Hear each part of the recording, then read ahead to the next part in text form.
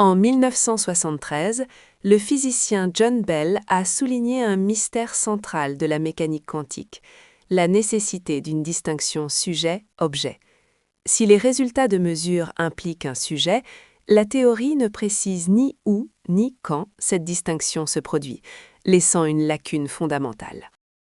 Joel Sternheimer propose que cette distinction n'est pas réservée aux humains, elle existe au sein des particules. En généralisant les ondes en ondes d'échelle, nous découvrons des dimensions autonomes de l'espace-temps, consubstantielles au sujet, définissant le champ d'interaction des lois physiques. Ce voyage a commencé en 1966 avec l'intuition de V. Barkman sur les transformations de Lorentz. Il a distingué l'interprétation active, modifier l'objet physique, et passive, modifier le système de coordonnées. Cette dualité suggère que même les particules possèdent un cadre subjectif inhérent pour la mesure. Pour formaliser cela, Sternheimer ajoute deux paramètres, U et V, aux relations de Heisenberg. Alors que U sert d'unité de mesure, V représente une variable indépendante de l'espace-temps. Ensemble, ils expriment les propriétés d'un sujet mesurant, permettant des changements d'unité significatifs et non aléatoires.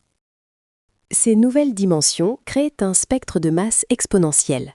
En analysant la synchronisation des masses des particules, Sternheimer a identifié une durée de synchronisation universelle d'environ 10 puissance moins 12,5 secondes. Cette constante relie la physique fondamentale aux processus biologiques.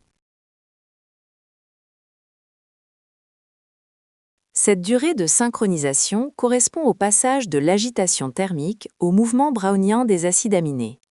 Elle fournit un code liant la synthèse des protéines à des fréquences spécifiques. Sans sujet, les séquences seraient aléatoires. Avec un sujet, elles suivent un ordre fonctionnel significatif. Nous appelons ces séquences harmoniques des protéodies. En traduisant les intervalles de fréquence des acides aminés en sons, nous pouvons réguler la synthèse protéique. Ce signal génodique agit comme un régulateur épigénétique, capable de stimuler ou d'inhiber des protéines spécifiques. Les protéodies reflètent l'inspiration musicale humaine, partageant les lois de l'harmonie. Cependant, elles contiennent une densité d'informations bien plus élevée. Cela suggère que les compositeurs ont pu inconsciemment accéder à ces mélodies biologiques pour exprimer des sentiments résonnants au niveau cellulaire.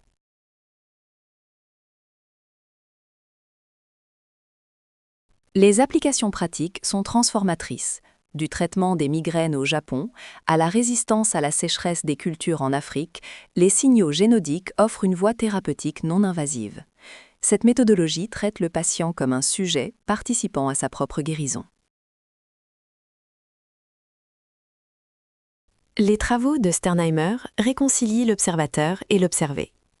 En situant la distinction sujet-objet au cœur de la matière, nous tendons vers une science plus complète. Ce nouveau paradigme intègre physique, biologie et art, révélant un univers où le sens et la matière sont liés.